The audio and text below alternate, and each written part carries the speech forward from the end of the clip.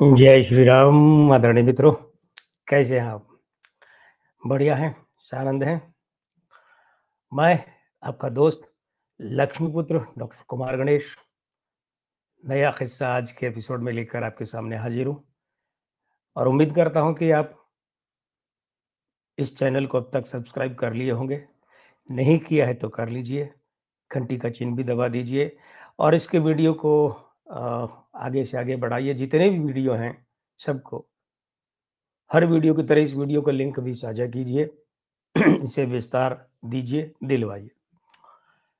मैं आपको दिलवा रहा हूँ आज का किस्सा, यानी पेश कर रहा हूँ। मित्रों, हिंदी फ़िल्मों में, हिंदी सिनेमा जगत में आएगा, आने वाला आएगा, खेमचंद प्रकाश का संगीतबद्ध किया ये गाना लता जी की आवाज़ में फ़िल्म महल से क्रांतिकारी गीत था।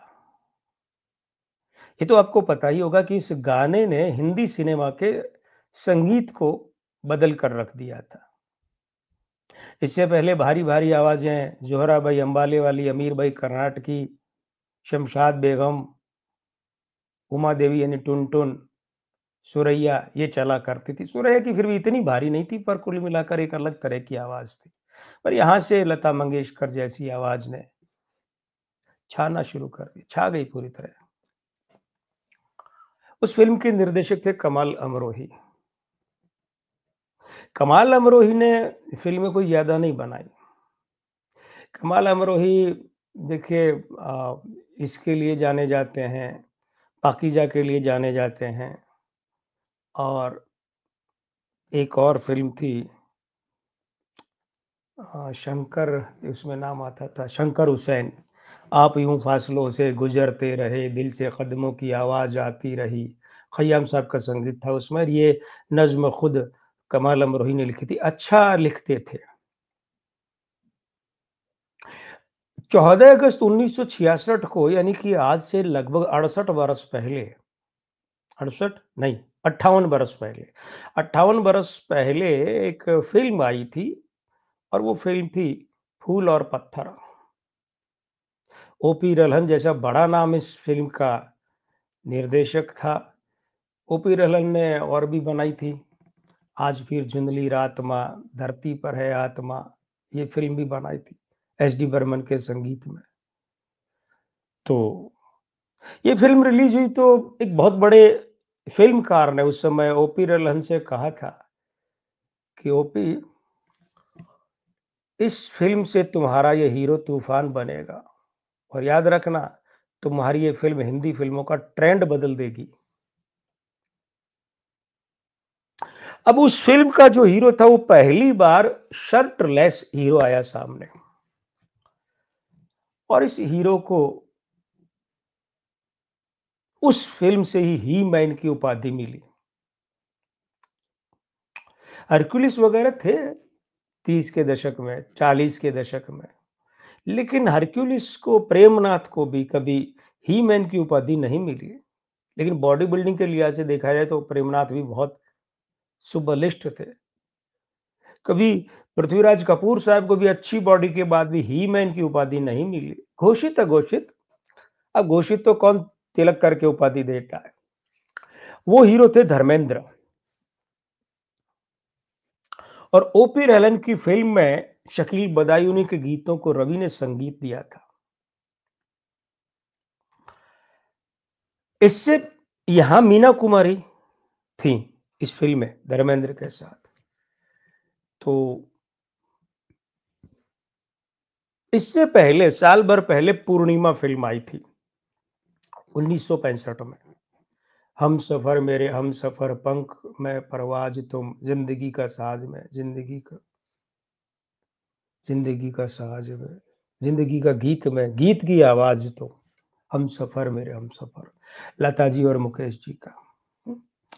पूर्णिमा, इस पूर्णिमा फिल्म में हालांकि प्रकाश मेहरा सहायक निर्देशक थे और तो इस फिल्म से प्रेम संबंध आरंभ हुआ धर्मेंद्र और मीना कुमारी का, जो फूल और पत्थर में तो परवान चढ़ गया, चरम चढ़ गया और अब यहाँ पर ध्यान दिए जाने वाली बात क्या है कि कमाल अमरोही ने मीना कुमारी से शादी की थी।